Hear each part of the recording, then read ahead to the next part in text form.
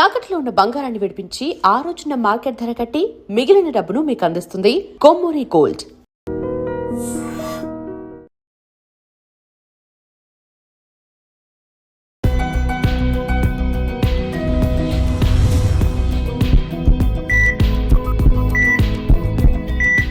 నమస్తే, welcome to healthy conversations with IT media. Me Jhansi. So ఈ రోజు మనం ఉన్నాము ప్రముఖ న్యూరో సర్జన్ డాక్టర్ రంగనాథం గారితో. ఎప్పుడైనా అనిపించిందా జీవితంతో పాటు పరిగెట్టి అలసిపోయాను, కొంచెం పీస్ఫుల్గా బ్రతుకుదాము అని చెప్పి బాగా హెక్టిక్ అయిపోయాము, అసలు మెదడు పని చేయట్లేదు, నేను చాలా స్లో అయిపోయాను ఇంతకుముందు కంపేర్ చేస్తే, ఈ స్ట్రెస్ఫుల్ లైఫ్ నుంచి కొంచెం పీస్ఫుల్గా బ్రతకాలి అంటే మన మైండ్ సెట్తో పాటుగా లైఫ్ స్టైల్ కానీ ఇంకా ఎలాంటి చేంజెస్ అనేవి చేసుకోవాల్సి ఉంటుంది. ఈరోజు మాట్లాడతాము. నమస్తే సార్. నమస్తే. పరిగెట్టి అలసిపోయిన అందరికి దానిలో ఇంకా తెలుగులో ఉంటుంది, పరిగెత్తి పాలు తాగిన కన్నా నిలబడి నీళ్ళు తాగడం మంచిదే. కానీ ఇప్పుడు నీళ్ళు ఎవరికి రుచించట్లేదు సార్, పాలు కావాలనే పరిగెడుతున్నారు. 2026కి మళ్ళీ ఇదంతా చరిత్ర వెనక్కి వచ్చింది చూడండి. పాతకాలంలో పెద్దవాళ్ళు 7 గంటలు నిద్రపోయి హాయిగా రిలాక్స్డ్ గా ఉండి ఒకదాంతో సంతృప్తిగా ఉండి ఏం బాధ బద్రి లేకుండా. పాతకాలంలో ఇంకో మాట చెప్పేవాళ్ళు, 2 పిల్లలు తల్లికుంటే ఇద్దరు ఒక అబ్బాయి ఎవరైతే ఉన్నాడో చదువుకున్న అబ్బాయి కంపేర్ చేసేట, నేను వచ్చి చాలా స్ట్రెస్ఫుల్ ఉంటున్నాను, నాకేం పని లేదు. ఆ వ్యవసాయం చేస్తున్న అబ్బాయి, నువ్వు అన్నకు ఎక్కువ చూపిస్తున్నావు, నువ్వు ఎక్కువ నన్ను ప్రేమ చూపిస్తున్నావు, నన్ను పట్టించుకోవట్లేదని తల్లి ఏమైనా చేస్తుంది? ఆ మహాతల్లి స్టోరీ ఇది. వెన్న ముద్దలు 2 ఛాతి మీద పెట్టారు. ఈయన వ్యవసాయం చేస్తున్న ఆయన దానిలో కరెక్ట్గా చక్కగా ఉండటండి. ఏంటి ఏదో నీళ్ళు రేపు పట్టాలి, ఎలా పెడతాం తెలియకుండా జరుగుతుంది ఆయన. ఈ చదువుకున్న అబ్బాయి చూశారు, రేపు ఎగ్జామ్ ఉంది, మ్యాథ్స్ టఫ్ ఎగ్జామ్, అన్ని క్వశ్చన్స్ సరిగ్గా వస్తాయో లేవో, ఏమవుతాయో, దాంతో కరిగిపోయింది. తెల్లారి సరిగ్గా శుభ్రంగా నెయ్యి అయిపోయింది. అంటే స్ట్రెస్ తాలూకా ప్రభావం వ్యక్తిత్వం ఎలా ఉంటుంది. ఇప్పుడు 2026లో ఈ సాఫ్ట్ స్మూత్ లివింగ్ అంటే మృదువైన జీవితం, దాని తాలూకా తాత్పర్యం ఒక ట్రెండింగ్ అయిపోతుంది. ఎవరు? జనరేషన్ జెడ్ అంటే 1977 నుంచి 97 నుంచి 2012 మధ్యలో ఈ 15 సంవత్సరాలు ఎవరైతే జన్మించిన వాళ్ళు ఉన్నారో, అంటే మరి వాళ్ళు చాలా పెద్ద సంఖ్య అండి. 377 నుంచి 400 మిలియన్లు ఈ పనిచేస్తున్న వర్క్ ఫోర్స్ లో వాళ్ళు 30%. అంటే ఏదైనా కొత్త ట్రెండింగ్ వచ్చేదంటే అందరి మీద ఇన్ఫ్లుయెన్స్ చేయగలిగినటువంటి గొప్ప శక్తి ఉన్నటువంటి తరం అది. వాళ్ళు నమ్మండి, ఈ మధ్యన ఒక అనాలిసిస్ స్టడీ వచ్చింది, ఇంప్యూర్ ప్రాస్పెరిటీ ఇండెక్స్ స్టడీ అని. మీరు ఆశ్చర్యపోతారు. 73% మంది ఏమనుకున్నారు తెలుసాట, జనరేషన్ జెడ్ ఉన్నదాంతో హ్యాపీగా ఉండవచ్చు, నా ఆరోగ్యం ముఖ్యం, నా బ్యాంకు అకౌంట్ కాదు. అంటే ఎంత మార్పు వచ్చిందో చూడండి. అంటే ఒక మాటలో చెప్పాలంటే, ఈ పరిగెత్తు బిజీ లైఫ్కి నమస్కారం కొట్టి హడావుడి జీవితానికి ఒక బ్రేక్ వేసి ఉన్న దాంట్లోనే సంతృప్తిగా ఉండి సౌకర్యం, సౌభాగ్యం, శాంతి, విశ్రాంతితో కూడుకున్న జీవిత విధానాన్ని అలవర్చుకోవడం అనేది మొదలైంది. చూసారా? అంటే ఇప్పుడు వీళ్ళందరూ ఉదయం నుంచి నైట్ డ్యూటీలు చేసి, లేకపోతే కాల్ సెంటర్ లో పనిచేసి బర్న్అవుట్ ఫినామినాన్ని కొన్ని చేసిన తర్వాత, ముఖ్యంగా ఈ ట్రెండ్ ఎప్పటి నుంచి వచ్చి తెలిసింది, కోవిడ్ తర్వాత అందరికీ జ్ఞానోదయం. అవును సార్.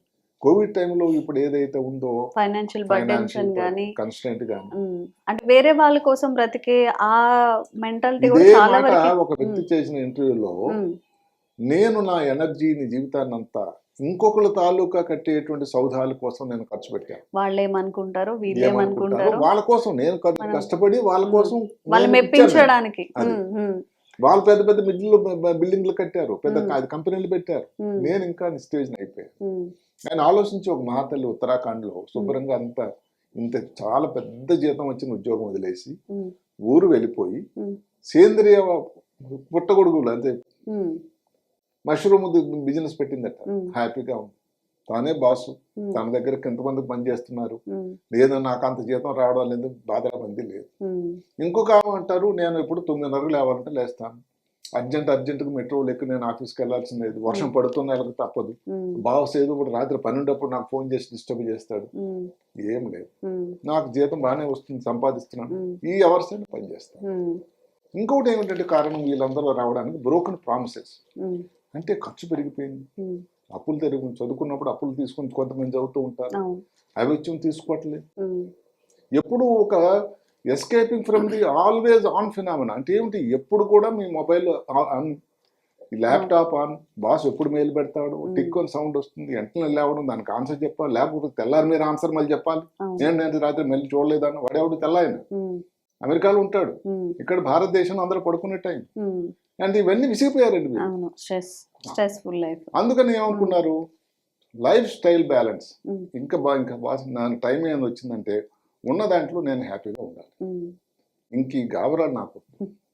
సార్ కొంతమంది బౌండరీస్ అంటే వాళ్ళు నో చెప్పాల్సిన సందర్భంలో కూడా చెప్పలేకపోతుంటారు, దానివల్ల సఫర్ దీనిలో కూడా అవుతుంటారు. బౌండరీస్ ఉన్నాయి. అదే ఉమ్, ఉమ్, ఈ సాఫ్ట్ లివింగ్ అన్నది ఏదైతే స్మూత్ లివింగ్ కి కొన్ని బౌండరీస్ పెట్టుకోవాలి. ఉమ్, ఒక్క మాటలో చెప్పాలంటే జీవించడానికి పని చేయడం, ఉమ్. కానీ పని చేయడానికి జీవించకూడదు. కానీ ఇప్పుడు రెండోది చేసే వాళ్ళే అదే 98% ఉన్నారు కానీ సార్. ఇప్పుడు మారుతున్నారు, మేబీ ఒక ఇప్పుడు మారుతుంది, ఈ జనరేషన్ అయితే మారుతుంది. ఉమ్, ఉమ్, పని చేయడానికి జీవించాలి, సరే వచ్చినంత చాలు, జీవించడం పనికి కాదు. ఉమ్, అదే కాకుండా మీరు ఈ సెల్ఫ్ స్వీయ ఇంప్రూవ్మెంట్, ఇంప్రూవ్మెంట్. ఏది సెల్ఫ్ ఒక ఇంప్రూవ్మెంట్. మైండ్ఫుల్నెస్ అని, ఒక యోగా, లేకపోతే అసలు మనం ఎలా హ్యాపీగా ఉంటాం అలా జర్నలింగ్ అండి. బ్రతకడం ఉదయం నుంచి సాయంకాలం వరకు నేను చేసినటువంటి కార్యక్రమం రాసుకొని హ్యాపీగా ఉండండి, మనల్ని ఏం మంచిగా ఉందా హ్యాపీగా లేదా? ఉంచుతుంది. ఉంచుతుంది. ఉమ్, అదే కాకుండా మీరు కొన్ని మీకు ఏదైతే డ్రైనింగ్ విషయాలు ఉంటాయో, మీకు ఇష్టం లేదు, అబ్బా చేస్తే నేను అలసిపోను, ఉమ్, దానికి నో చెప్పగలిగాను. ఉమ్, హ్యాపీగా సంతోషంగా వచ్చేదానికి ఎస్ చెప్పగలను. ఉమ్, అంటే ఇలాంటి బౌండరీస్ మీరు కొంచెం గీసుకోవాలి. అవును. అలా గీసుకోకపోతే ఇంకా మీరు ప్రశాంతమైన వాతావరణం, ఏదైనా పెద్ద ఒడిదుడుకులేటువంటి పరిసరాలు, ఉమ్, దాంట్లో హ్యాపీగా ఉండండి. ఉమ్, ఇవన్నీ చేయగలిగితే మీలో స్ట్రెస్ తాలూకా పర్సంటేజ్ శాతం తగ్గిపోతుంది. అవును. అంటే దీని తాలూకు మూల సూత్రం ఏమిటి, ఉమ్, మినిమైజింగ్ స్ట్రెస్ను తగ్గించేయడం, ఉమ్, మ్యాక్సిమైజింగ్ హ్యాపీనెస్, జాయ్ ఉమ్, ఉన్న దాంట్లో. ఉమ్, ఇప్పుడు మీరు అడగొచ్చు, మరి దీని ఎందుకు మీరు న్యూరో సర్జన్గా దీని గురించి ఇంత ప్రస్తావన చేస్తున్నారంటే దాని ప్రభావం బ్రెయిన్ మీద గణనీయంగా ఉందండి. ఉంటుంది. మీరు ఇప్పుడు స్ట్రెస్ తీసుకోండి, స్ట్రెస్లో హార్మోన్లు మనం చాలాసార్లు చెప్పుకున్నాం, కార్టిజాల్ అని అడ్రినలిన్ వస్తుంది. ఉమ్, దానివల్ల ఏమవుతుంది, ఈ అమిగ్డలా అని ఒక ఏదైతే ఉంటే ఎమోషనల్ దీనికోసం ఉపయోగపడే ఒక ఏరియా పెద్దదైపోతుంది. ఉమ్, ప్రతి దానికి రియాక్ట్ అవ్వడం, ఫైట్ ఆర్ ఫ్లైట్ రెస్పాన్స్ అని వస్తుంది. ఉమ్, ఏదైతే నేర్చుకోవడానికి, నాలెడ్జ్కి, డెసిషన్ మేకింగ్ ఉపయోగపడేటువంటి ప్రీఫ్రంటల్ కార్టెక్స్ అనేది డ్యామేజ్ అవుతుంది. ఉమ్, అలాగే మెమరీ, లెర్నింగ్ కోసం ఉండేటువంటి హిప్పోకాంపస్, ఉమ్, ఇవన్నీ చిన్నగా అయిపోతున్నాయి. మీరు కానీ స్ట్రెస్ తగ్గిపోతే ఈ ఎమెగ్డలా సైజ్ చిన్నగా అయిపోతుందట. ఓకే. దానికి మూల కారణం ఇదే, ఏది, ఈ స్మూత్ లివింగ్. ఉమ్, మళ్ళీ మీ జ్ఞాపక శక్తి అవన్నీ కూడా పెరుగుతాయి, అవుతాయి. లెర్నింగ్, డెసిషన్ మేకింగ్ కూడా పెరుగుతూ ఉంటాయి. ఉమ్, ఇంకొక మాట ఉంది, న్యూరోప్లాస్టిసిటీ అని. ఉమ్, అంటే మీరు ఎంత స్ట్రెస్ తగ్గించుకుంటూ ఉంటే అడాప్టబిలిటీ మొదలవుతుంది. ఉమ్, ఎందుకంటే స్మూత్ లివింగ్లో చిన్న ఇబ్బందులు కూడా ఉన్నాయి, చెప్పినంత సింపుల్ కాదు. ఉమ్, ఏంటి, ఉన్నదాంతో సంతృప్తి పడాలండి, అడాప్ట్ అవ్వాలి. అంటే నాకు ఎక్కువ లేదు ఉన్న దీనికి ఫీల్ అవ్వకూడదు, ఉమ్, ఉమ్, కొంత రిస్క్ కూడా ఉంటుంది.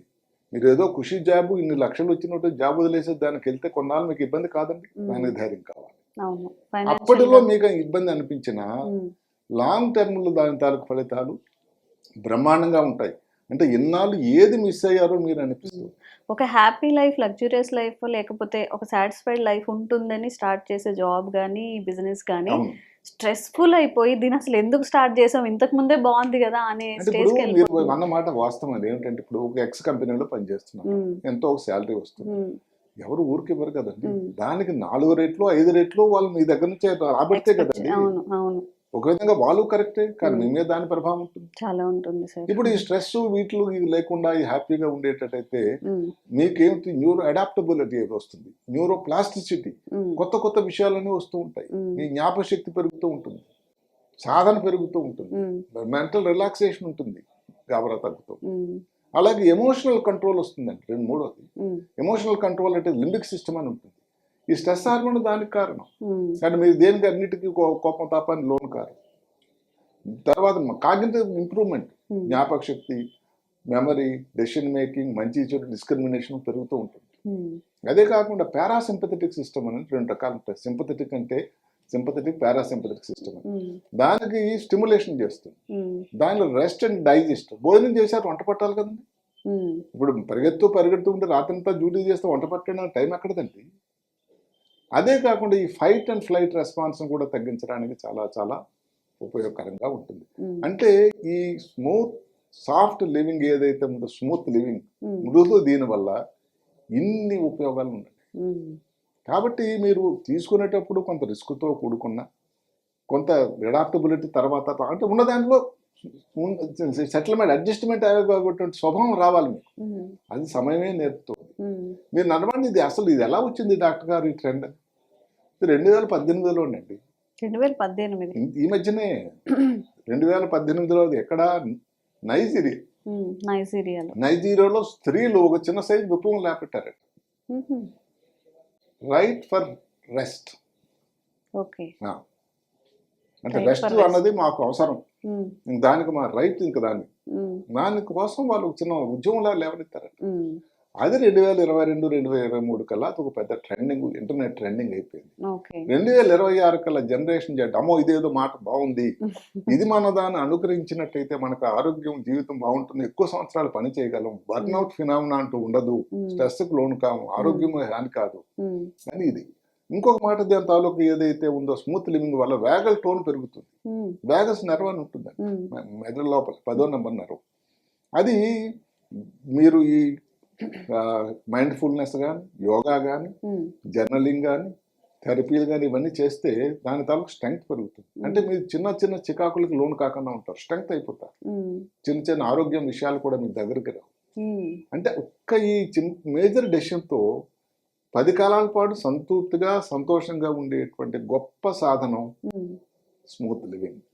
అంటే ఇబ్బందికరమైనది ఇనిషియల్గా అనిపించినా కూడా ఉద్యోగం వదిలేమని కాదు, కానీ ఉన్న దాంట్లోనే ఏదైతే ఉన్నదో మీరు కొంత, ఇది నేను ఇన్ని గంటలు చేయగలను, చేసి హ్యాపీగా ఉంటాను, నా కుటుంబాన్ని నేను పాతకాలంలో ఏదో సామెతలాగా ఆ ఉన్న జీతంతోనే బడిపంతులు గారు పిల్లల్ని చదివించి ఏదో ఈ చెప్పులు వేసుకొని మన హాయిగా హ్యాపీగా ఉన్నాడు, గొడుగు వేసుకొని మన స్టోరీలు వింటూ ఉంటాం. అంత కాకపోయినా కానీ ఇప్పుడు పెద్ద కారు అవసరం లేదు, చిన్న కారు నడుస్తుంది, అంతే కదండి. ఇలాగ అడ్జస్ట్ పెట్టుకున్నట్టయితే జీవితం స్మూత్గా ఉంటుంది. మొత్తం మీద ఈ ట్రెండింగ్ జనరేషన్ జెడ్లో రావడం అసలు ఆశ్చర్యకరం ఉంది. అంటే అంటారు కదా సార్, దక్క ముక్క తిన్న తర్వాత వాళ్ళకి జ్ఞానోదయం అయిందని కాకుండా ఇప్పుడే కొంచెం మనకి లైఫ్ ఎలా ఉంటే బాగుంటుందని విధానంలోకి రావడం. ఈ గణాంకాలు కూడా 73%, ఒకరిద్దరు ఆషామాషి మాట కాదు ఇది.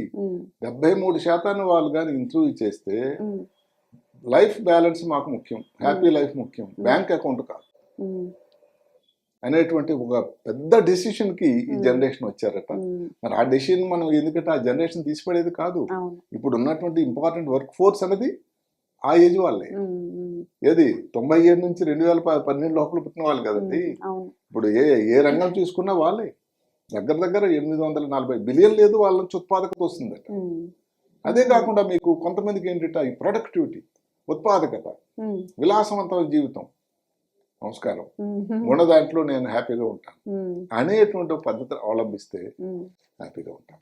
ఓకే, జెన్జీ జనరేషన్ కి కూడా కాదు, అన్ని జనరేషన్స్ కూడా చాలా చాలా ముఖ్యమైన రెవల్యూషన్ థాట్ అనుకోవచ్చు. ఈ ట్రెండ్ జనరేషన్ జెడ్ తీసుకున్నారు, అందరూ కూడా నేను అనుకోవడం అవలంబించాల్సిన సమయం వచ్చిందేమో నాకు అనిపిస్తుంది. అవును, అదే సార్ చెప్పినట్టు లగ్జూరియస్ థింగ్స్ కావాలి, లేకపోతే చాలా ఎక్కువ సంపాదించాలని కాకుండా మీ ఆరోగ్యాన్ని మీరు ఏం చేస్తే హ్యాపీగా ఉంటారు, ఆరోగ్యం, ప్రశాంతత ఎలా ఉంటుంది. ఇక్కడ చిన్న మాట కూడా ఉంది, ఇప్పుడు నాణ్యానికి 2 వైపు ఉంటుంది కదా.